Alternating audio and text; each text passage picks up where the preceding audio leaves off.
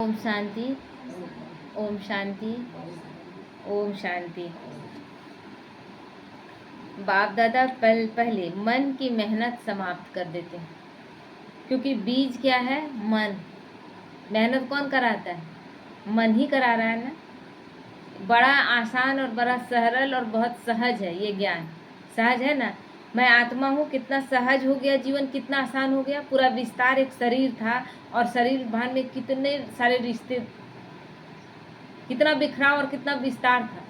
लेकिन मैं एक आत्मा हूँ, एक बिंदु स्वरूप हूँ। कितना छोटा सा कर दिया, इतनी छोटी सी बिंदु आत्मा हूँ। जब भी किसी से कोई बात आता है तो बात कम क्यों लगने लगता है? जब मैं देखती हूँ कि मैं भी बिंदु, वो भी बिंदु। बढ़ किस बात से रहा है? मुख की वाणी से ना। तो ये सब तो बाहर मुखी है, ये तो बाहरी बातें हैं ना, मुख से जो बोल रहे हैं। अंदर आत्मा को देखना है। जो आत्मा मेरे साथ व्यवहार में आ रही है, लग रहा है कि बहुत कड़े स्वभाव से आ रही है, तब भी बाबा क्या बोलता है, क्या सोचना है कि हिसाब किताब मेरा आ रहा है। तो हिसाब किताब अगर वाणी से चुकतू हो रहा है तो अच्छा है ना।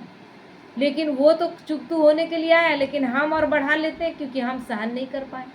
मेरे तरफ से भी 2-4 चला गया। तो बाबा इसको सरल कर दिया ना, मन को डिस्टर्ब नहीं करना है जो हो रहा है। इसीलिए बाबा बहुत, लेकिन बच्चे विस्मृति में आते हैं और तब गलतियां करते हैं, भूल जाते हैं कि बाबा ने ज्ञान दिया क्या था। इसीलिए बाबा बार बार कहता है ज्ञान केवल सुनो नहीं, ज्ञान धारण करो, ज्ञान का स्वरूप बनो। इसलिए प्रैक्टिकली अप्लाई करने के लिए उन बातों का आवाहन, बाबा कहते हैं ना कि पहले माया का आवाहन करो, आने दो, उसको समझो, पकड़ो कि माया आ रही है और इसमें हमको कैसे निकलना है, कैसे हमको पास होना है। जब ये करने लगते हैं ना, जैसे कि मैथ बनाने लगे हैं, सारा फार्मूला उसमें यूज करके बनाने लगे, बनने लगा है, मज़ा आता है कि नहीं आता है? जब तक फार्मूला समझ में नहीं आए तब तक मैथ बड़ा हार्ड लगता कि नहीं, हमसे तो कभी नहीं बने, हमसे तो बन ही नहीं सकता है। तो इसी तरह ये जीवन है, केवल फार्मूला सेट कर लेना है। और फार्मूला बहुत अच्छा है कि तुम आत्मा हो और जो आत्माएं आ रही हैं वो हिसाब किताब चुकतू करने के लिए आ रही हैं। सारा चीज़ को एक्सेप्ट करो और किसी से एक्सपेक्ट मत करो।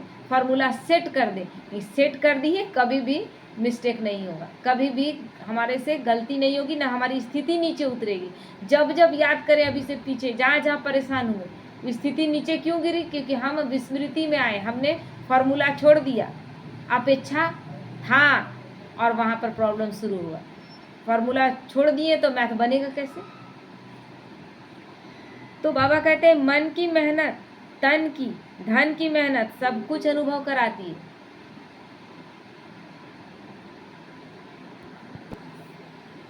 तो बाबा कहता है मन की मेहनत, तन की, धन की मेहनत भी अनुभव कराती है ना। धन का भी आपको मेहनत क्यों लग रहा है कि धन नहीं है या धन होना चाहिए या कमा रहे हैं उसमें भी, क्योंकि मन डिस्टर्ब है तो धन भी कैसे आएगा? आपका मन परफेक्ट रहेगा, हर काम परफेक्ट होगा। तो जब मन ठीक नहीं होगा तो कोई कार्य होगा तो कहेंगे कि आज यह होता नहीं, आज हमसे ये नहीं हो रहा। शरीर यही है ना, यही शरीर है। मन ठीक है, कितना सारा काम कर लेते हैं, और थोड़ा सा घर में कोई किचपिच हो जाए, मन डिस्टर्ब हो जाए तो यही शरीर बीमार जैसा लगता है कि नहीं? बीमार होगा नहीं, लेकिन समझेगा कि मुझे 103 डिग्री बुखार है, बाबा 103 डिग्री बता रहा है। तो मन की मेहनत, तन की मेहनत अनुभव कराती है ना, क्योंकि मन डिस्टर्ब है। तो बोले 103 डिग्री मेरा बुखार, उतना है नहीं, हल्का फुल्का वीकनेस लगेगा, हल्का फुल्का चक्कर टाइप का लगेगा, क्योंकि मन डिस्टर्ब है। तो कर्मेंद्रियां भी डिस्टर्ब, क्योंकि मन एक कर्मेंद्रिया पावरफुल है तो वो और सारी कर्मेंद्रियों को अफेक्ट में तो लाएगा। तो बाबा कहते हैं धन में भी ऐसे ही है। मन थोड़ा भी खराब होगा कहेंगे बहुत काम करना पड़ता है, कमाना बड़ा मुश्किल है ना। ये देखने वाली चीज़ है, हम सबके साथ अभी ऐसा हो रहा है, ये अनुभव है, हो रहा है। जो आत्माएं बहुत अच्छे से कमा रही थी, बहुत अच्छे से जीवन चल रहा था, बहुत जिस लाइन में बहुत परफेक्ट थी, वो आत्मा अभी कह रही है कि हमसे कुछ नहीं हो रहा है। कहाँ से आया ये प्रॉब्लम? मन के हारे हार और मन के जीते जी, है ना।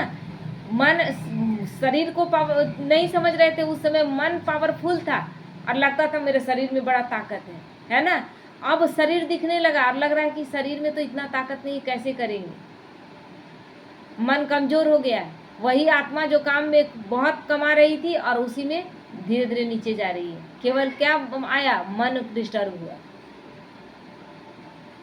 वो तो कहेंगे वायुमंडल खराब है, और जब मन खुश होगा तो कहेंगे कोई बड़ी बात नहीं है ना। जैसे ही क्या करता है, मान लीजिए डिप्रेशन में जो लोग हैं उसको क्या कर रहे हैं आप, दवाई दे रहे हैं, दवाई असर थोड़ी नहीं कर रहा है, उसको काउंसलिंग किया जा रहा है। जब काउंसलिंग करके उसको समझाया जाता है, उसको मोटिवेट किया जाता है, चीज़ें जो उसको मुश्किल लगती है, क्योंकि वो काउंसलर के पास वो सब कुछ बोलेगा, क्योंकि वो ऐसे ऐसे पॉइंट पर बात करता है कि वो आप अपना बात रखेंगे ही उसके सामने। तो आप सब जब बात रख देते हैं तो वो सोल्यूशन बताता है, और उसका सोल्यूशन आपको बड़ा लगेगा, शक्तिशाली। क्यों लगेगा? क्योंकि आप जान रहे हैं कि ये डॉक्टर यहाँ भी दवा नहीं काम कर रहा है, केवल वो बोलेगा और 50% आपका बीमारी ठीक हो जाएगा, क्योंकि आपको विश्वास है कि पैसा देकर जा रहे हो, वो डॉक्टर है, वो जो भी समझाएगा अच्छे से समझाएगा। मैं आपका विश्वास वहाँ भी काम कर रहा है। यहाँ हमारा काउंसलिंग कौन कर रहा है? हमारा काउंसलिंग यहाँ कौन कर रहा है? बाबा कर रहा है, सबसे बड़ा काउंसलर वही है। हम लोग सब बात उसके पास रख देते हैं, सब बात उसके पास रख देते हैं कि बाबा तुम जानो। क्या है? मन ही है ना। मेरा मन स्वीकार कर लिया, काउंसलर मेरा बाबा है, हम उसको बोल दिया बाबा सब कुछ ठीक कर देगा। मेरा विश्वास उसी वक्त काम करने लगता है और चीज़ें ठीक होने लगती है। बस यही है, इस मैथ को समझना है। तो बाबा कहते हैं काम वही होगा, लेकिन मन की मेहनत धन की भी मेहनत की अनुभव कराती है। मन की कमजोरी वायुमंडल की कमजोरी में लाती है। मन अगर कमजोर है तो कहेंगे कि वायुमंडल भी कमजोर है ना। वायुमंडल को किससे कमजोर हुआ? हमसे ना। कहीं गए और पता चला कि किसी आत्मा ने शरीर छोड़ा, आपको पता भी है भी नहीं, लेकिन वहाँ का माहौल बड़ा डिस्टर्बेंस टाइप का लगेगा, उदास लगेगा, है ना, पूरा माहौल उदास लगेगा। क्यों लगा? वो आदमी चला गया इसलिए नहीं लग रहा है। वो आदमी के जाने के बाद जो वो तो चला गया है, अपना मन बुद्धि संस्कार लेकर वो चला गया, वो है थोड़ी ना। लेकिन उस जब आत्मा शरीर छोड़ दिए तो उसके लिए जो आत्माएं सोच रही है, उसके लिए कोई बोल रहा है बहुत अच्छा था, बड़ा कम टाइम में चला गया, थोड़ा दिन और रहता, थोड़ा अच्छा से इलाज हो जाता तो हो सकता है बच जाता। ये कितने लोगों का नेगेटिव वाइब्रेशन चल रहा है, वो तो लौट कर आएगा नहीं। और वाइब्रेशन कैसा चल रहा है? अगर वहीं पर सब एक साथ, क्या वाइब्रेशन, जहाँ भी गई है वो आत्मा बहुत अच्छी थी, उसका बहुत अच्छे घर में जन्म है, सब अच्छे अच्छे वाइब्रेशन क्रिएट करेंगे। उदासी लगेगा क्या? फीलिंग आएगा? तो वाइब्रेशन किससे गड़बड़ हुआ? हमारे सोचने से ना। तो बस हमारे सोचने से ही सब कुछ हो रहा है। तो मन की कमजोरी वायुमंडल की को कमजोरी में लाती है। सोचिए कि हम पूरे वायुमंडल को कमजोर कर सकते हैं सोचकर, तो क्या उसको शक्तिशाली नहीं बना सकते हैं सोचकर, अच्छा सोचकर? है ना, एक कहानी था, वो कहानी मायने रखता है। साइंटिस्ट लोग एक थोड़ा सा मतलब कुछ उन लोगों को इन्वेंशन करना था। तो एक आदमी को फांसी का सजा हुआ था, बोले इसको फांसी न दे करके, और उस आदमी को बोला गया कि तुमको फांसी नहीं दिया जाएगा, 1 सप्ताह के बाद तुम्हारा डेट है जिस दिन फांसी का, उस दिन तुमको फांसी न दे करके कोबरा से डसवाया जाएगा। कोबरा सांप, सबसे जहरीला सांप, उससे तुमको डसवाया जाएगा। अब वो 1 सप्ताह आदमी पहले तो फांसी से डर रहा था, अब 1 सप्ताह वो जान रहा है कि हमको कोबरा डस देगा, है ना। दिन रात 24 घंटे, जब आदमी को क्लियर है कि 8 दिन के बाद मेरा यही होना है, मन बुद्धि सब कुछ स्वीकार कर लिया कि हमको कोबरा डसेगा।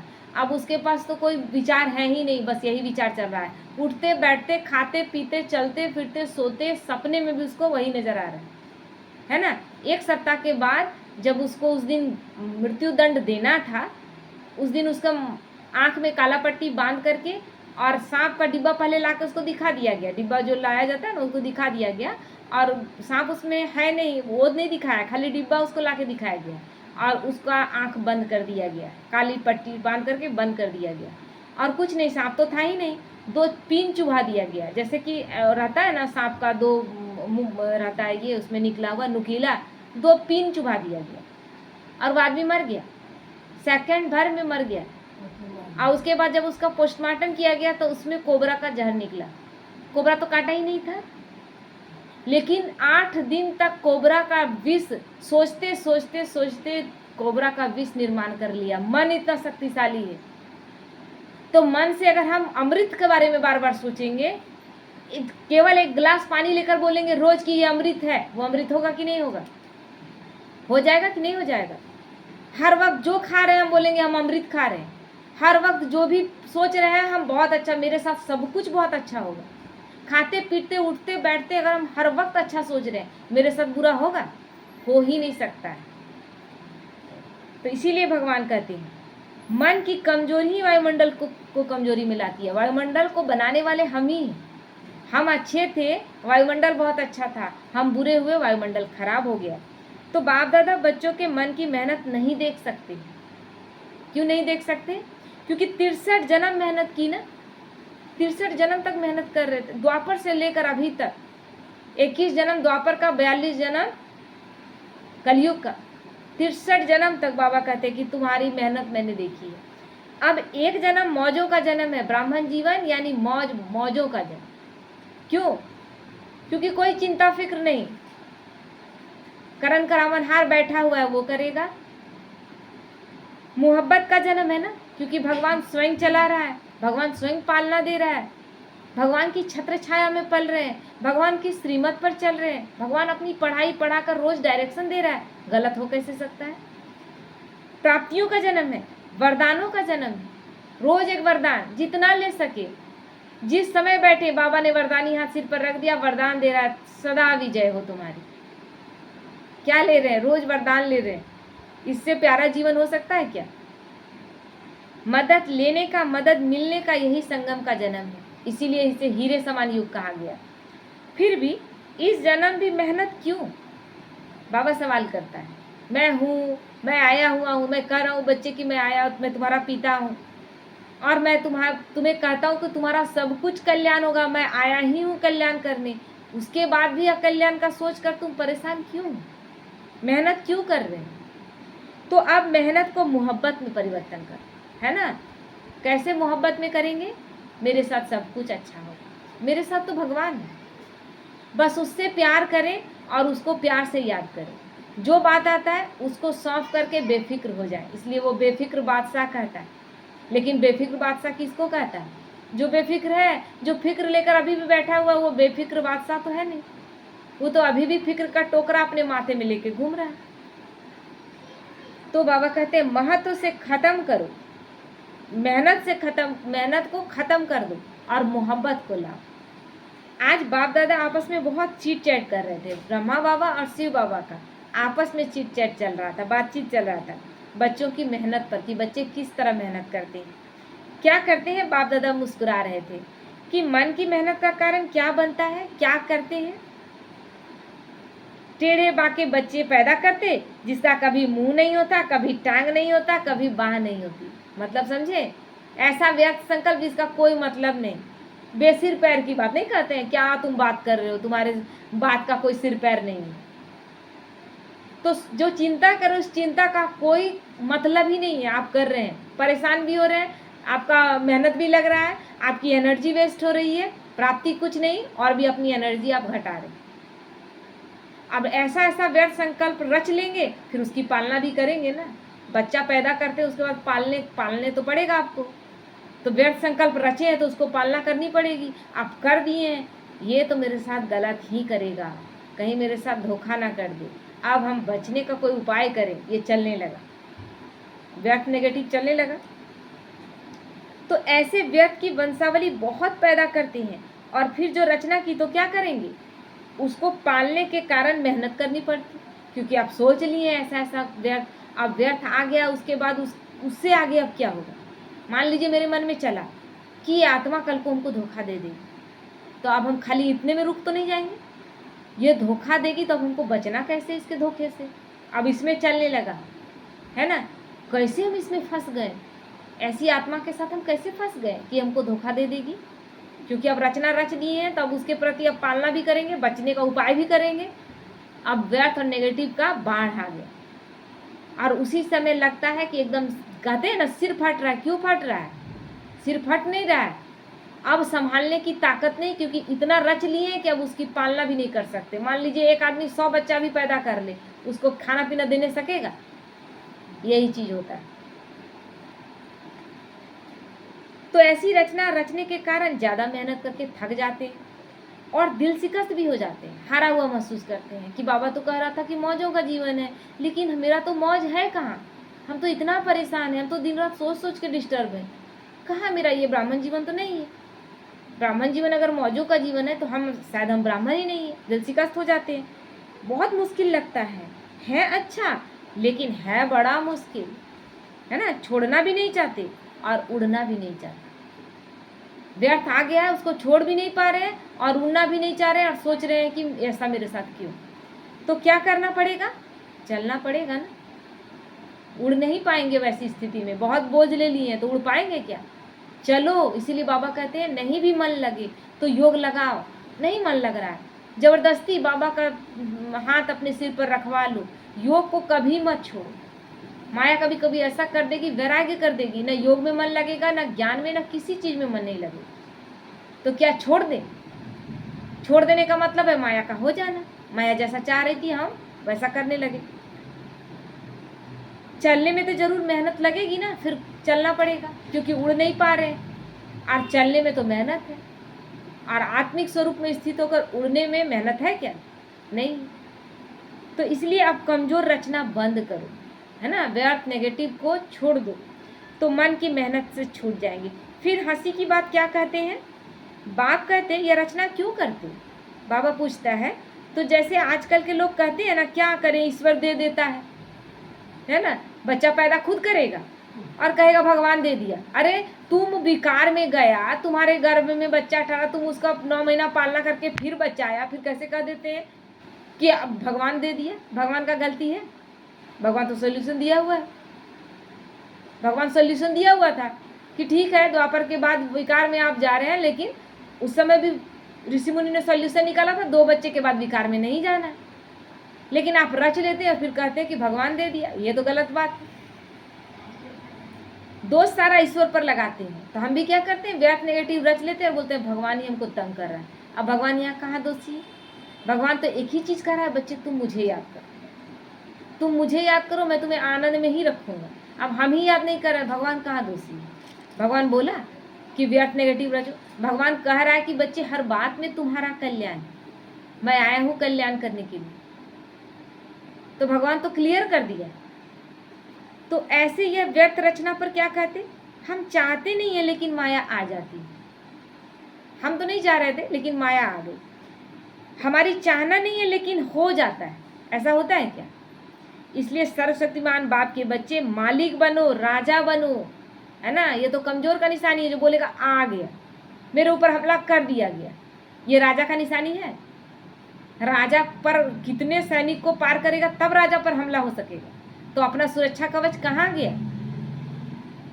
राजा बनो, कमजोर अर्थात अधीन प्रजा, है ना। कमजोर बनते नहीं, हो जाता है ना। माया तो हमला कर देती है, माया से नहीं सकते हैं, माया ही ऐसी है। माया को गाली भी देने लगते हैं, लेकिन क्या माया कोई ऐसा कोई पार्टिकुलर पर्सन है जिसको आप गाली दे और उससे गुस्सा करें? नहीं ना। केवल मन की स्थिति पर कंट्रोलिंग पावर अपनी, और ये अपने से नहीं होगा, उसकी याद से हो, है ना। बहुत लोग आते हैं, बहुत लोग सत्संग करवाते हैं, बहुत कुछ, लेकिन स्थिति किसी का परिवर्तन नहीं होता। यहाँ भगवान की शक्ति काम कर रही है। हम इसीलिए वो बार बार क्या कहता है, बच्चे तुम मुझे याद करो। आज तक कोई साधु गुरु बोला कि मुझे याद करो? भगवान कह रहा है मुझे याद करो, क्योंकि वो जानता है कि मैं सर्वशक्तिमान हूँ और मुझे याद करते ही आत्माएं शक्तियों से भर जाएंगी, इसलिए वो याद करने बोलता है। और उस याद की शक्ति से हम परफेक्ट बनते हैं। तो क्या करना है?